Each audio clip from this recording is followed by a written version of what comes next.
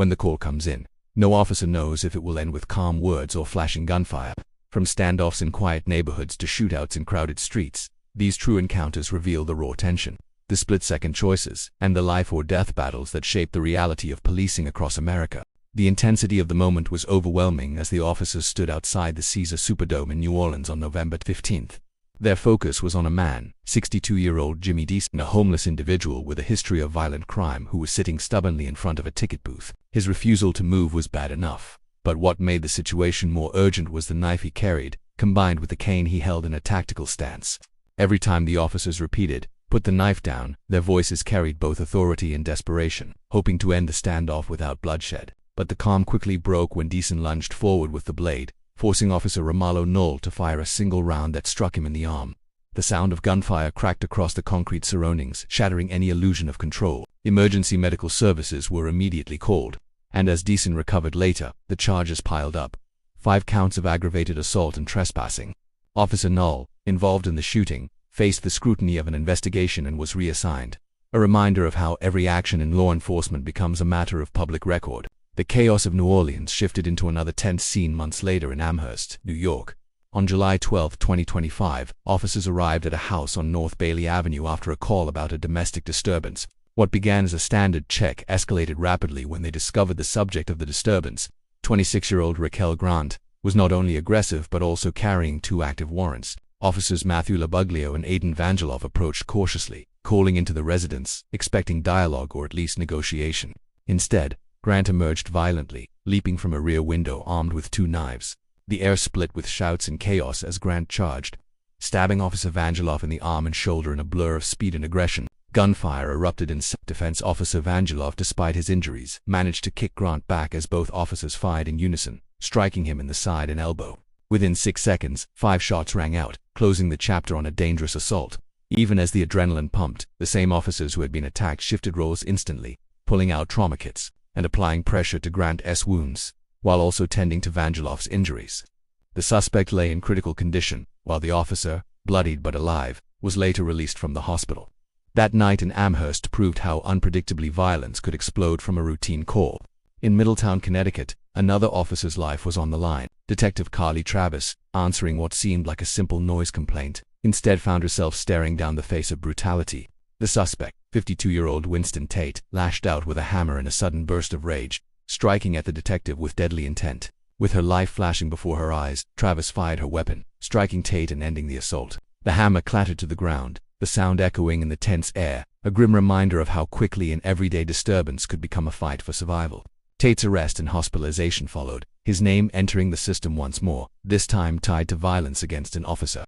But nothing compared to the sheer mayhem in Ogle County, Illinois, on June 12, 2024. A family's desperate call for help against 32-year-old Jonathan Gonorrhea triggered the deployment of SWAT teams and hostage negotiators. He had threatened both his family and himself, and his refusal to respond to any negotiation forced the hand of law enforcement.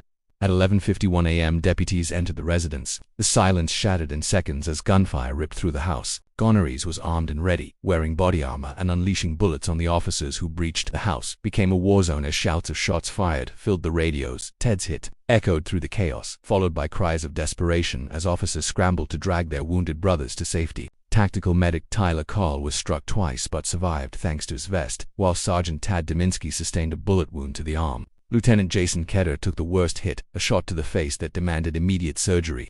Blood, gunpowder, and the relentless noise of conflict defined those moments. But despite the pain and the risk, officers pressed on, managing to subdue Gonorrhea with return fire. He was taken into custody alive, his charges numbering 12, including attempted murder and illegal possession of firearms. His court date, set for June 20th, could see him in prison for up to 80 years. The house that once held only silence and fear was now marked forever by shattered drywall, spent casings, and the memory of a battle between law enforcement and one man determined to go down fighting. From Louisiana to New York, from Connecticut to Illinois, the theme was the same. Police responding to threats, violence unfolding unpredictably, and officers forced to balance duty with survival. Every shout of "put the knife down," or shots fired, painted another layer of urgency in this mosaic of American policing. The officers' voices captured in the recordings echoed with humanity pleading with suspects to stop, desperate to avoid pulling the trigger.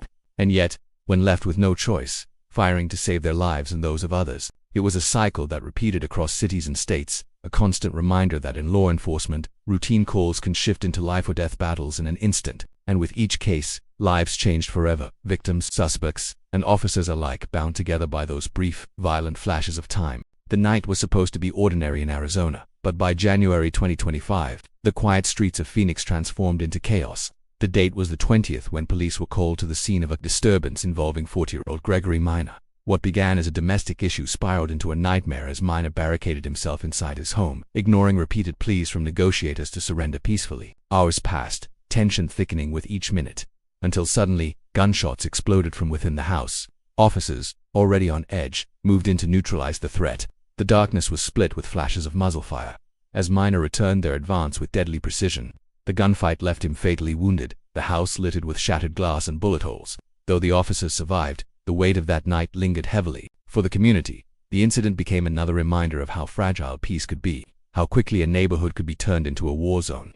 In Texas, just months earlier, officers in Austin were called to a scene that escalated in terrifying ways. A call reported a man, 37-year-old Michael Curtis, brandishing a firearm in his front yard, threatening neighbors, and screaming incoherently. By the time officers arrived, Curtis had retreated into his house, daring anyone to come near. For hours, officers attempted negotiation, pleading for him to disarm and come out. The sound of his voice, echoing through a cracked window, was filled with rage and delusion. At one point, he fired multiple rounds into the ceiling, the cracks of gunfire echoing out into the night. The officers knew they were trapped in a standoff that could end in disaster at any moment. Eventually, Curtis stormed out the front door, weapon in hand, and pointed directly at police. Within seconds, officers responded, a barrage of gunfire striking him down before he could pull the trigger. The scene was over in seconds, but for those present, it felt like a lifetime compressed into one terrifying moment. Neighbors huddled in fear during the ordeal, later describing the sound of bullets as deafening, an event etched forever into their memory. Meanwhile, in Tennessee, a separate story unfolded on March 2025 in Memphis. Officers were dispatched to an apartment complex where residents complained of a man violently kicking doors and threatening tenants. The suspect, 29-year-old David Reyes, appeared intoxicated and out of control. When officers confronted him in the hallway, he screamed obscenities, refusing all commands. His aggression only escalated when he produced a knife from his waistband, brandishing it at the officers and daring them to shoot.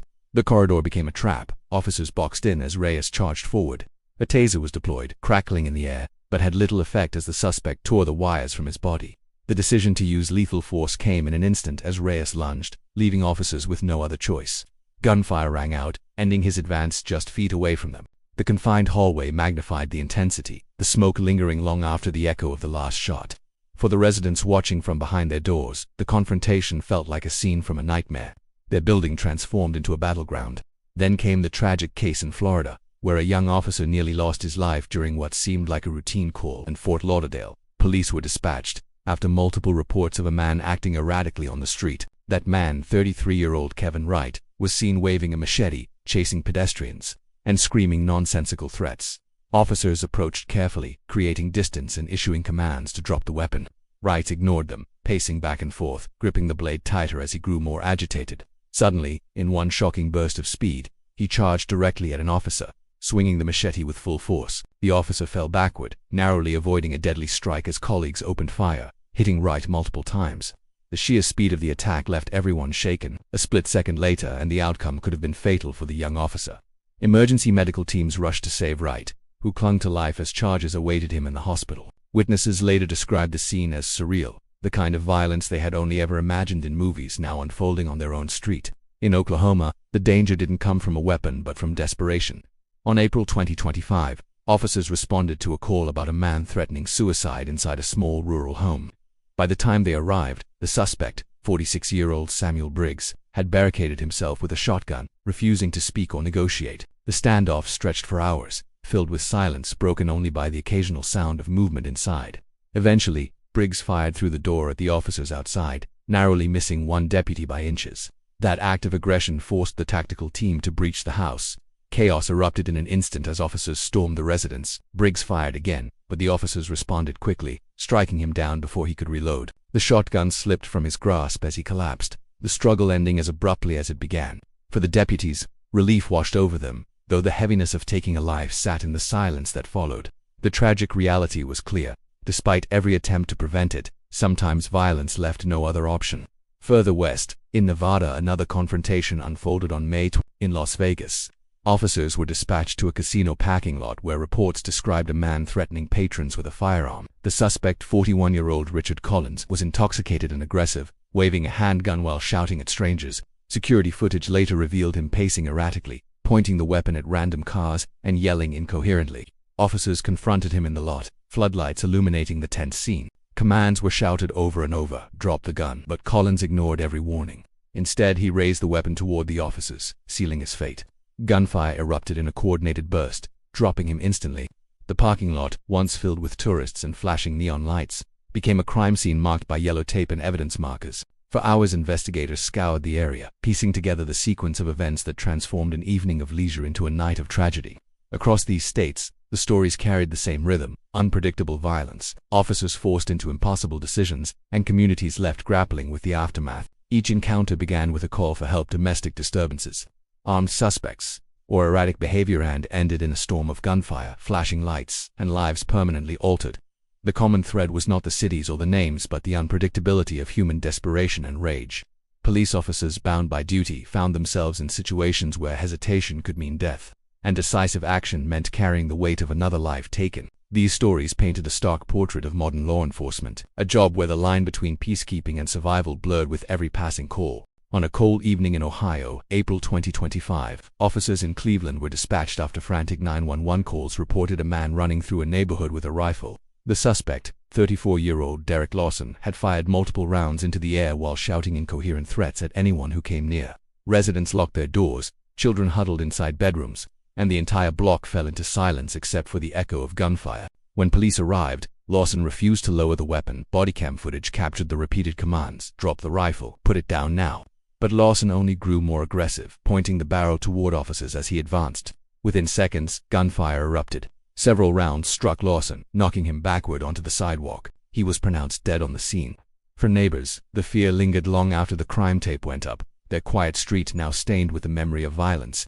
Further north in Michigan, officers in Detroit faced a similarly dangerous encounter on June 2025. The call initially came in as a domestic dispute, but when officers entered the house, they were met with chaos. The suspect, 38-year-old Daniel Price, stood in the living room holding his girlfriend hostage at knife point. Officers pleaded with him to let her go, the tense standoff stretching into unbearable minutes. Price shouted incoherently, pressing the blade against the terrified woman's throat.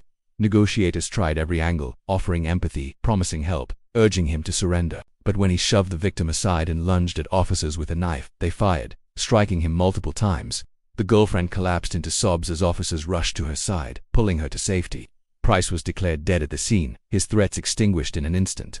For the officers, relief mixed with sorrow, the weight of knowing they had saved one life while ending another. In Chicago, Illinois, July 2025, a crowded street corner became the site of yet another confrontation. Police responded to reports of a man waving a handgun in a busy shopping district, sending pedestrians fleeing in every direction.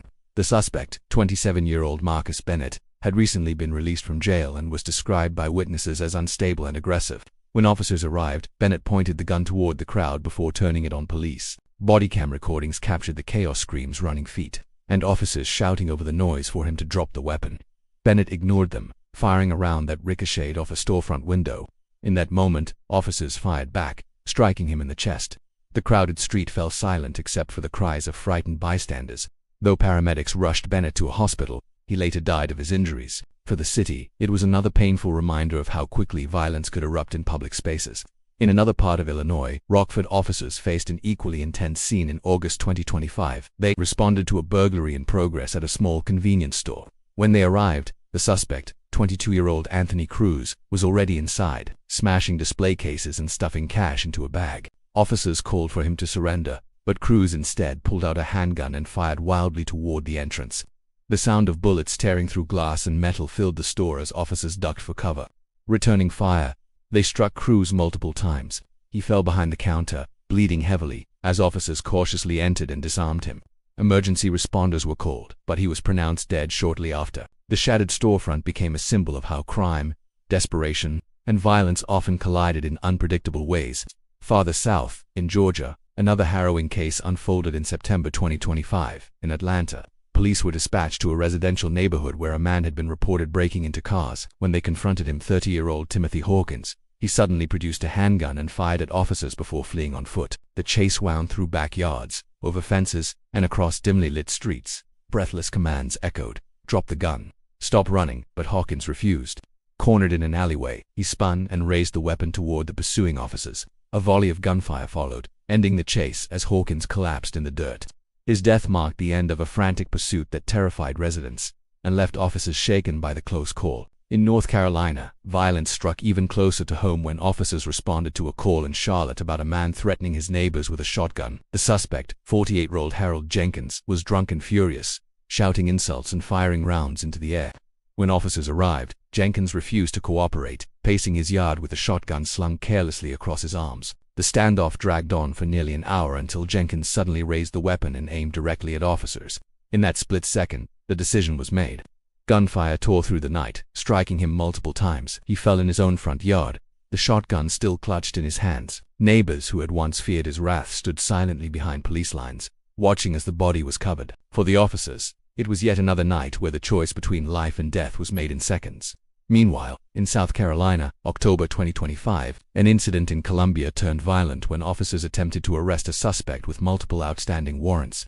The man, 35-year-old Christopher James, resisted violently, pulling a revolver from his waistband as officers tried to handcuff him. The sudden escalation forced officers to act.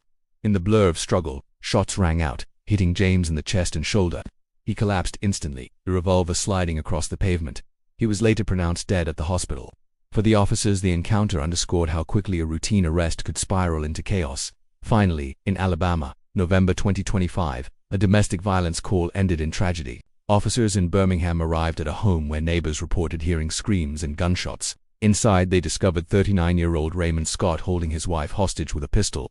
The woman cried for help as Scott shouted angrily, refusing every command to release her. Negotiators tried desperately to talk him down, but when Scott raised the gun toward his wife's head, officers fired through the doorway, striking him instantly. His wife was pulled to safety, trembling and sobbing but alive. Scott died at the scene. His threats ended in an instant. For the family, the trauma would linger, a reminder of how close they had come to tragedy. Across these states, the stories echoed the same themes of danger, desperation, and split-second decisions.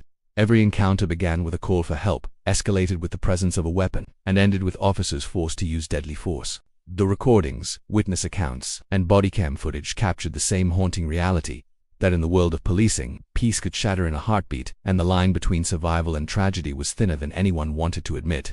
In Kentucky, December 2025, officers in Louisville responded to a frantic call from a gas station clerk who reported a man brandishing a weapon at customers. The suspect, 42-year-old Robert Allen, was described as erratic, yelling at strangers and waving a handgun as if daring someone to challenge him. When officers arrived, the parking lot was already in chaos. People crouched behind cars, some dialing 911 again, while others froze in terror, too scared to move. Officers drew their weapons and shouted for Allen to drop his gun. For a moment it seemed he might comply as he looked around at the squad cars closing in, but instead of surrendering, he raised the weapon toward an officer standing near the entrance. Shots cracked through the night air. Allen fell instantly, his weapon sliding across the pavement. The officers approached cautiously, disarming him as paramedics rushed forward. For the clerk and terrified customers, the sight of Allen finally subdued was both a relief and a chilling reminder of how close they had come to becoming victims. Not long after, in Mississippi, officers in Jackson faced their own life-threatening ordeal. On January 2026, a report came in about a man threatening people with a shotgun outside a small diner. The suspect, 36-year-old Jerome Foster, appeared intoxicated and enraged, screaming incoherently as he loaded and reloaded shells. By the time officers arrived, Foster was firing randomly into the air, sending patrons diving for cover under tables and behind counters. Police established a perimeter, shouting commands that were drowned out by the sound of the weapon being pumped and discharged again. When Foster swung the shotgun toward the officers, they returned fire in a coordinated burst. He collapsed in the gravel parking lot, the shotgun clattering beside him. The chaotic scene left behind shattered windows, bullet holes, and a community shaken to its core. For the officers, the night was another painful lesson in how quickly violence could erupt from a call for help. In Arkansas, February 2026, a similar case unfolded, but with an even more unpredictable twist. Officers in Little Rock were dispatched to a quiet residential block after neighbors reported hearing loud arguments. When they arrived, they found 28-year-old Brian Mitchell pacing in his driveway with a rifle slung over his shoulder. Mitchell ignored repeated commands to set the weapon down, instead shouting at officers to leave his property. Tension built as negotiators tried to de-escalate the situation. For a brief moment, It seemed progress was being made as Mitchell lowered the rifle slightly, but then, in an instant of rage, he raised it and fired toward the officers. The response was immediate. Multiple shots struck him, and he fell to the ground before he could reload. For neighbors watching from behind curtains, the gunfire was both shocking and terrifying, turning their quiet street into the backdrop of yet another violent confrontation in Missouri. March 2026, Kansas City officers faced a life-or-death moment inside a small apartment building.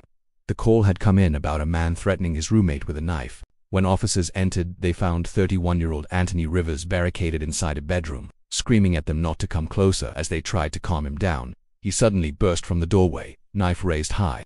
Officers retreated down the narrow hallway, shouting for him to drop it, but Rivers continued forward. One officer deployed a taser, but it failed to stop him. In that split second, the choice was clear. Gunfire filled the hallway, the sharp cracks echoing off the walls. Rivers collapsed before he could reach them, the knife slipping from his grasp. For the officers, relief came quickly, but so did the heavy silence that always followed such encounters. The story repeated itself in Kansas a month later.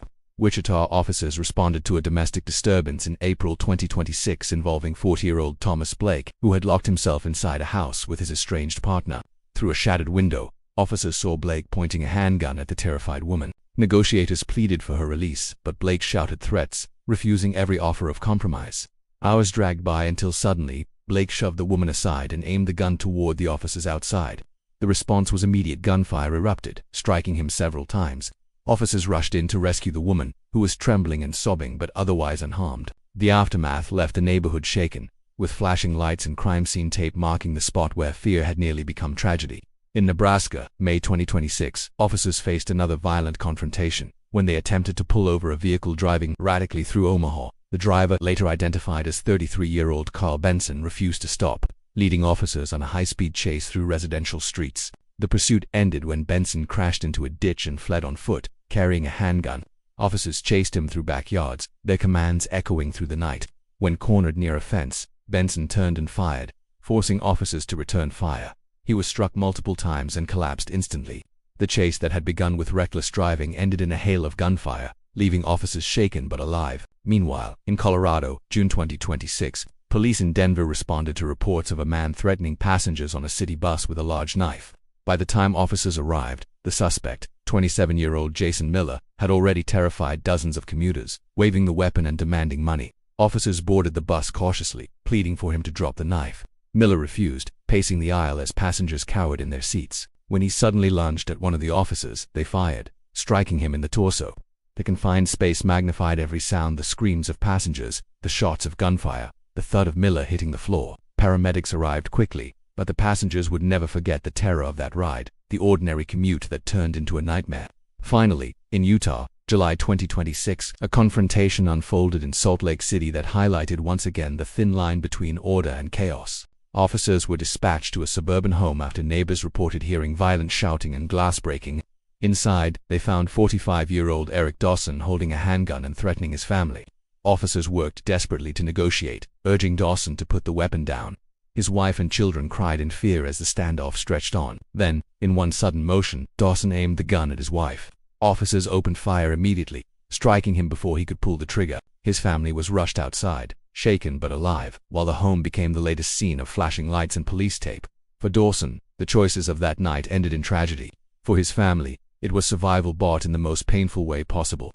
From Kentucky to Utah, each story followed the same haunting pattern: a call for help, the presence of a weapon, the desperate attempt to negotiate, and finally the split-second decision that determined life or death. Officers were left to balance their duty with the heavy burden of using deadly force, while communities were left to reckon with the aftermath.